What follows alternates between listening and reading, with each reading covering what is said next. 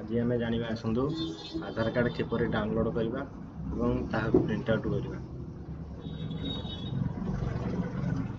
प्रथम आम आमर निज गूगल क्रोम ब्राउजर को जावा। क्रोम ब्राउजर रे बार रे सर्च करवा आधार कार्ड डाउनलोड। आधार कार्ड डाउनलोड आधार कार्ड डाउनलोड सर्च कर सारे पर देखु फास्ट लिंक आसो गेट आधार। यहाँ ऊपर क्लिक करवा। यहाँ पर क्लिक कर सारा पर देखो आपण को डायरेक्ट आधार वेबसाइट की नहीं जीवो।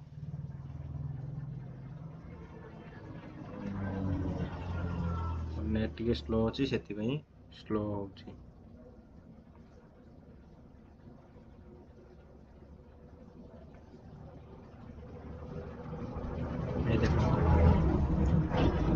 आधार अपडेट करेंगे जो आधार अपडेट ताप स्टाटस चेक करेंगे। आधार अपडेट करने जावाई बुक एंड अपॉइंटमेंट करेंगे। आधार कार्ड डाउनलोड करेंगे। पीपीसी कार्ड पेमेंट काटी ऑनलाइन ऑर्डर करेंगे। आसंता आज आम जाना आधार कार्ड किपर डाउनलोड करवा। डाउनलोड आधार पर क्लिक करेंगे। एठारे आपन आधार नंबर देवे।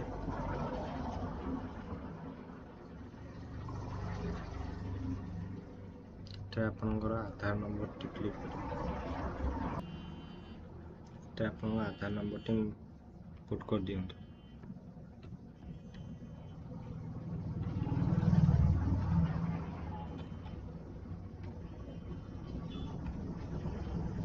आधार नंबर टी पुट कर सारा पर एठारे आपन कैप्चा कोड टी फिलअप कर दियंतु।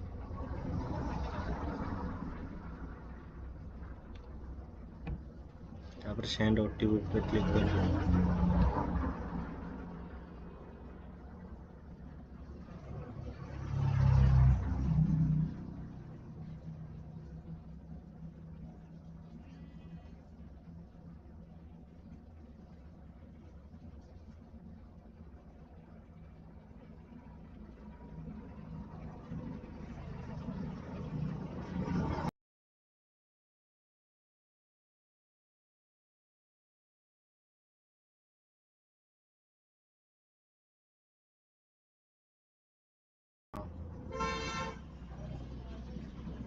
यहाँ पर देखो आम ओटीपी एठारे फिलअप करदेवा।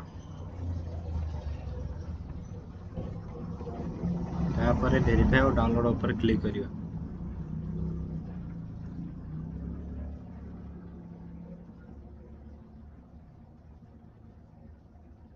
देखु कार्ड टी मोर डाउनलोड हो जाइए। तापर एठारे आपनकर नाम रो तीनटा फास्ट 4टा अक्षर एवं डेट ऑफ बर्थ टी लिखिदेवे। टाइपिंग करदेवे। तापर हे देखु आधार कार्ड टी सक्सेसफुली डाउनलोड हो जाइए।